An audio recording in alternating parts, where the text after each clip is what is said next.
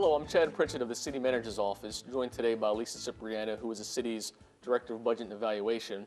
We welcome you to our third and final show on the fiscal year 2013 operating budget. If you joined us back in December for the first show, you'll recall that City Manager Neil Morgan, Lisa, and myself spent some time talking about the challenges and trends that we expected to have an impact on the fiscal year 2013 operating budget. Lisa also spent some time detailing the city's annual process that it goes through to develop a new operating budget every single year. In the second show, the city manager summarized his recommended operating budget that was submitted to City Council on March 27th. Now, that recommended budget reflected a measured and balanced approach to maintain the services and programs that our citizens value the most within the constraints of a declining revenue environment. Okay, our conversation today will focus on providing an update on the final operating budget approved by City Council here in Council Chambers on May 8th. So to get us started, Lisa, why don't we talk about the major trends and challenges that have actually impacted the fiscal year 13 operating budget. And why don't we start with revenue? I think when we talked in December, we expected really continued declines to our two largest revenue categories. Thanks, Chad. Actually, the budget process begins in August of any given year. By December, we had tightened up our revenue projections to the point where we had a better focus on what our revenue streams were going to be. Initially, we had anticipated that the loss from real estate taxes would be in the $6 to $6.5 million loss due to declining assessments. It actually ended up in the $7 million mark. That is revenue that we would not have collected in the upcoming fiscal year that we are collecting currently.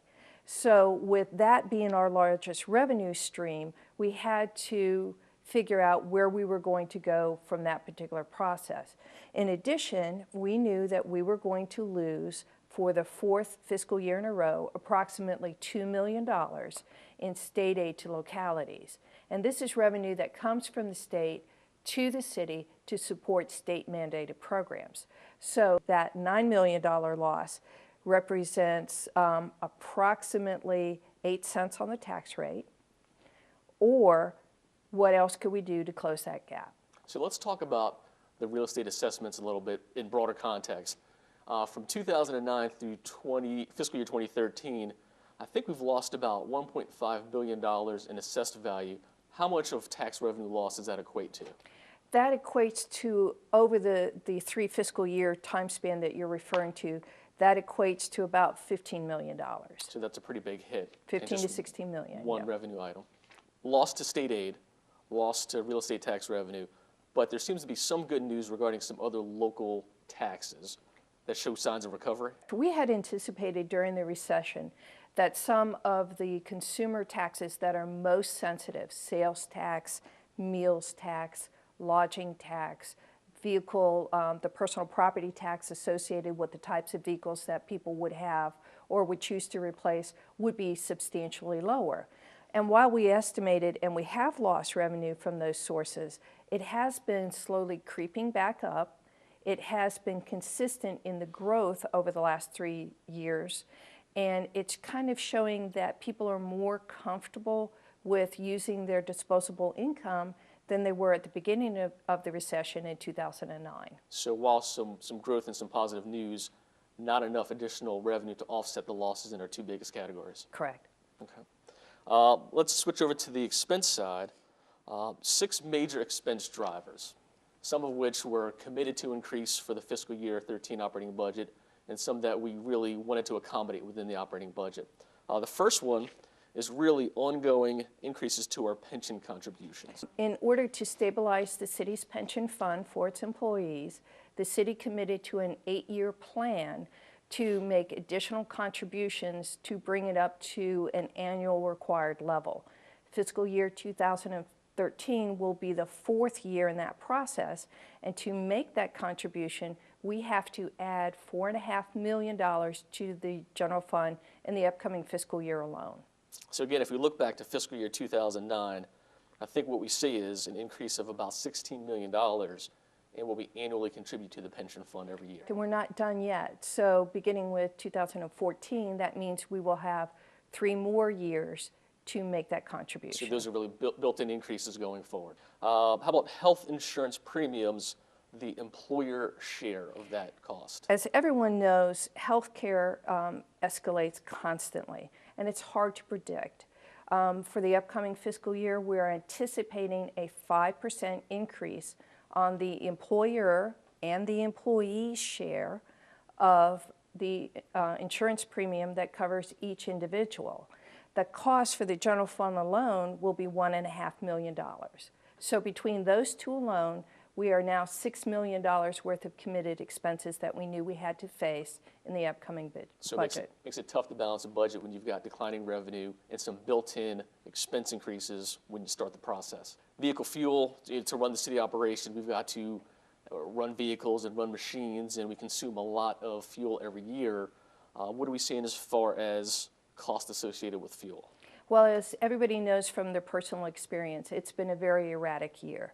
At the beginning of this particular fiscal year, we had anticipated that we would have more than enough to cover at a certain rate per gallon. Then we had the spike in the December-January timeframe. We anticipated the cost to be much higher during the upcoming fiscal year. And to do that, we had to add approximately $148,000 alone to the general fund to meet this anticipated cost. Well, as you can see, prices are falling again, and therefore we hope we have the right number, but there's no guarantee. Okay, a couple new initiatives, the Denby Community Center and the 311 Contact Center. What's going on with those two things? Even in a circumstance where there are falling revenues to the general fund and to the city as a whole, we still need to move forward with certain projects that are important to the city's strategic aid. And the Denby Community Center is one of them. It addresses the Upper Warwick Corridor Initiative.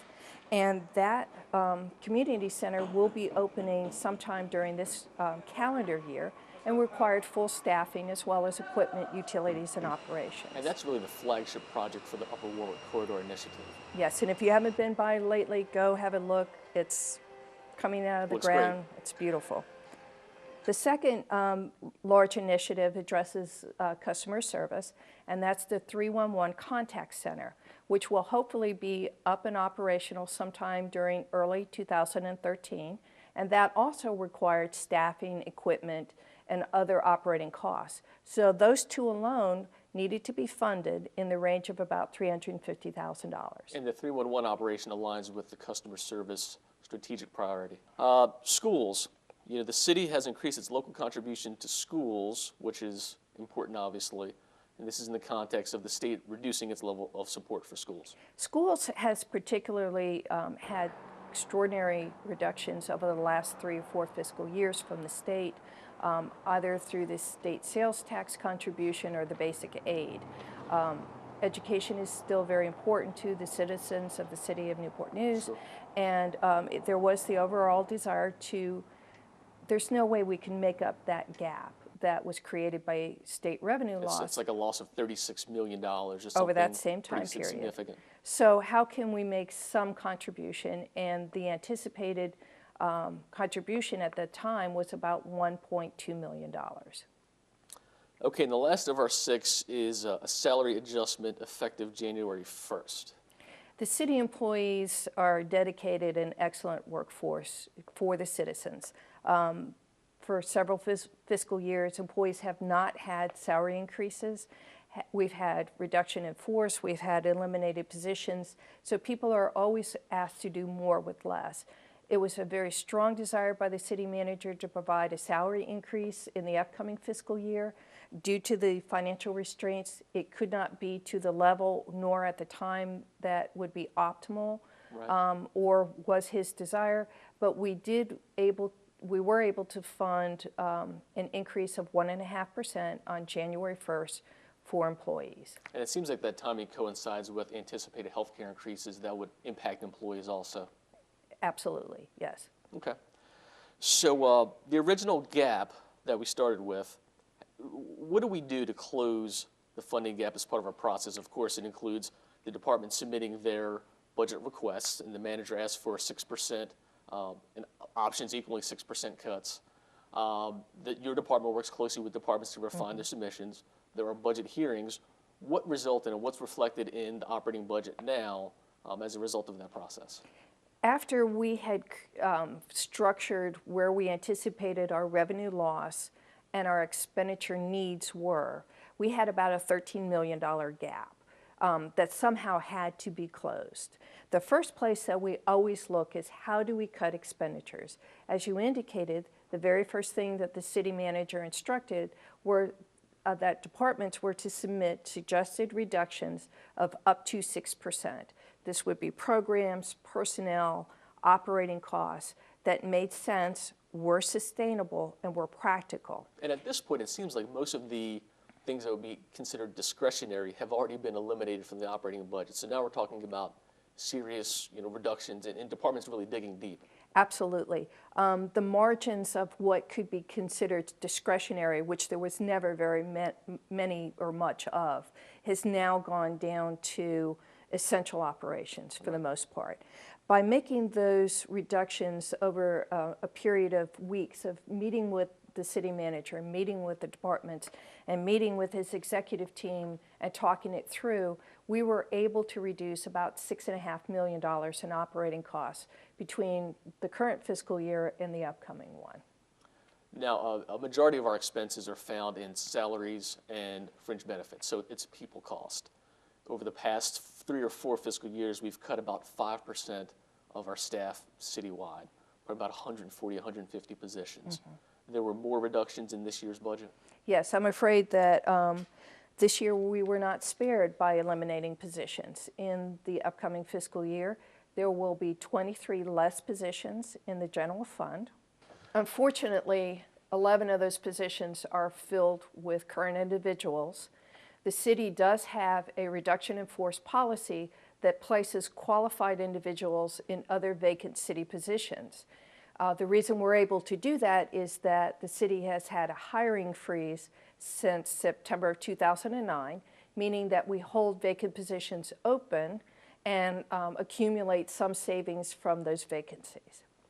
Okay, for effective debt management, we issued refunding bonds in March, and there were a few positive results that came out of that. One is an affirmation of our strong bond ratings from Moody's and S&P, and then we also generated some budgetary savings. We had probably the largest refunding that we've had in recent years, and we were able to do that because of market conditions.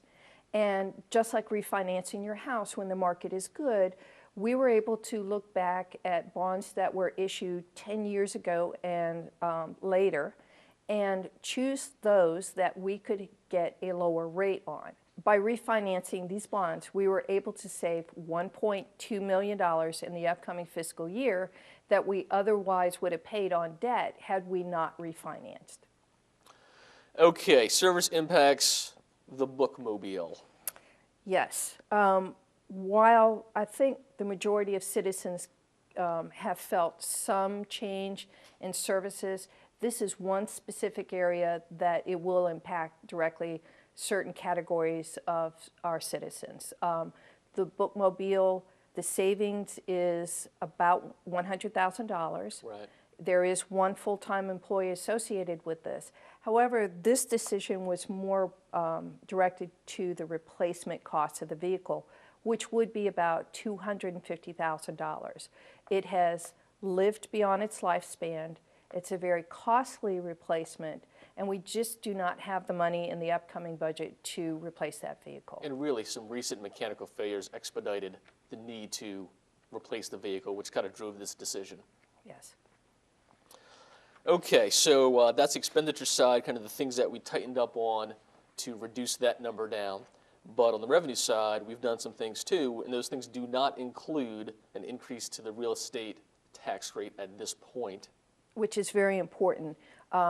Citizens may know that other localities have opted to raise their real estate taxes. We chose not to. We felt that we had other options in the upcoming fiscal year that we should consider before raising the real estate tax. And to close the gap, we looked at increasing the personal property tax rate. That's the rate that the city charges on your personal vehicle, on recreational boats and trailers, that type of vehicle. And that increase was 25 cents? Yes, from $4.25 to $4.50. Okay. We also looked at the meals tax. To some degree, that's discretionary. You can eat at home or you can eat out. The size of your meal, whether you go to McDonald's or you go to a five-star restaurant with a 7-course meal, that's a personal choice that you make. Sure. So that would be a 1% increase from 6.5% to 7.5%. And to kind of put it in perspective, Yeah. it would be a penny more on the dollar that you're spending right now. So for a $10 lunch, I'd be paying 10 cents more. So we covered personal property tax, meals tax, cigarette tax. Another personal choice item. If you choose to smoke, if you don't choose to smoke, it will or will not impact you, whatever your personal preference is. In this particular case, we're recommending, and City Council adopted, a rate increase of 10 cents per pack of 20 from 75 cents to 85 cents. Okay, and again, for some perspective, if you add the impact of those 3 tax increases, we generated $5.7 million of additional revenue, which does not equate to, it does not offset the loss in real estate tax alone. So with those adjustments, we were able to balance to a $414.2 million city manager recommended budget, which was delivered to City Council on March 27th. Were there any adjustments required to that budget subsequent to delivery to City Council? Not to the manager recommended budget. After the manager submitted his budget to City Council in late March, there were numerous City Council work sessions where different aspects of the budget were discussed in further detail. Different considerations were offered. There were 2 public hearings, one here in City Council chambers and one at Mary Passage Middle School, where the City Council invited the public to come and offer their opinion on the submitted budget. None of the tax rates were changed. None of the reductions were changed. So with all the effort that went into discussing the proposed budget, with all the citizen scrutiny that went into it, there were very few changes from the city manager's recommended budget in March to the final adopted City Council budget on May 8th. That's great. So there appeared to be 3 changes that were required before City Council adopted the budget, and they totaled, not a big number, about $321,000. They appear to be technical adjustments, which is about $26,000 increase. What are technical adjustments? When we developed the recommended operating budget, we used the best known number that we have at that particular time. And of course, we're doing that in early March. As time goes on, as that number becomes more refined, it may be up or down a few $1,000s. And to get the right number that will be used in the new fiscal year, we had to add $26,000 in small areas to get the right number So just in really place. a tightening up of the number. Yes. State aid to libraries, looks like the state came through with about $3,200 for a library system. That's correct. After the General Assembly met and resubmitted and finally adopted a biennial budget, we did recover some state revenue for libraries, and of course that will go to buy library materials in our system. Okay, the final, my sense is kind of complex, but in late-breaking news, the state basically required municipal employees enrolled in VRS to contribute toward their retirement. That's correct. It was a very difficult issue to deal with because it's very complex, and it came late in our budget process, as it did for most localities. And what the state mandate is effective July 1st, 2012, the localities must give a salary offset equal to the contribution that an employee enrolled in the Virginia retirement system will make on their behalf. So generally speaking, it's something like employees have to contribute 5% of their salary toward their VRS retirement, and the employer has to provide an offset to effectively keep the employee whole for their participation in the retirement. True, that was our choice. We had the option of going 1% a year. So it could be phased in. So it could be phased in as long as we got to 5% by the year 2016. Gotcha, okay. The City of Newport News closed its independent retirement system on March 1st, 2010, And as a result of that, we only have about 532 employees enrolled in the Virginia retirement system, which made our costs very low if we opted to go to the full maximum 5% on July 1st, which is what we recommended to City Council and City Council endorsed. So that cost alone, there's never a state mandate that doesn't cost the locality in some way. Right. Giving a salary offset costs the city more in FICA costs, as well as life insurance costs and other salary associated expenses. So what the city manager recommended and City Council adopted was a 5 3/4% salary offset, and that alone costs the city of Newport News $281,000. Again, a very complex topic, but it was a state mandated cost to the locality. So really something that the state thinks doesn't cost the locality anything will end up costing us nearly $300,000 to Yes, implement. that's right. So that covers the general fund. Any changes to our user fee funds? Yes, and the user fee funds would be the wastewater fund for sanitary sewer, the stormwater fund for stormwater management, and the solid waste fund. As with the general fund, there are increased operating costs. They pay for the pension increase, they pay for the health insurance increase, as well as the fuel price increase. Right. So all of those aspects that were affecting the general fund also affect the user funds. However, we are also under several environmental directions and mandate, either from the federal government or from the state government, that affect our sanitary sewer operations and our stormwater operations. And for that reason, we are facing in the near future, in the next year or so, some very large infrastructure and construction costs. Now, the Public Utilities Fund, or what most people will consider waterworks, there's also an approved increase to the water rates, which I assume covers some of the same operating expenses. Any other dynamics at play there? The water rates are 3 tiers. They're the residential, the commercial industrial, and then general users. And not only does Waterworks have to pay for pension contributions, health insurance, vehicle fuel costs, their fixed costs for producing water, chemical costs, electrical costs, and staffing costs all are increasing as well. Plus, the City of Newport News in the current fiscal year adopted a plan to move the rates away from volume-driven revenue, which is affected by the weather, whether it rains, whether it's In dry, consumption, sure. and consumption, to cover more the fixed costs, like the chemicals, like the staff costs, like the electrical costs to produce water. Even the cost of infrastructure. Okay, so we talked about the reduction to real estate taxes on most households, probably all households, but we've got these new taxes and these new rates that have been adopted. Do you have any sense as to what the net impact is to a typical household here in the city? Sure. We actually have projected that the tax burden with the user fees will be lower in the upcoming fiscal year than people are experiencing right now. So let's define this typical household.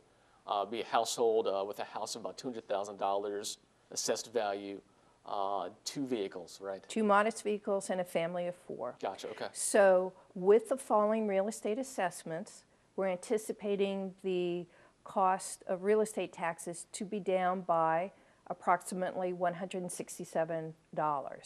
If you add the rate increases for the solid waste fee, for the stormwater fee, for the sanitary sewer fee, you will see that the net change for the average citizen will be a savings of almost $84 over what they're paying right now. How about we look forward to fiscal year 2014? We're always looking forward.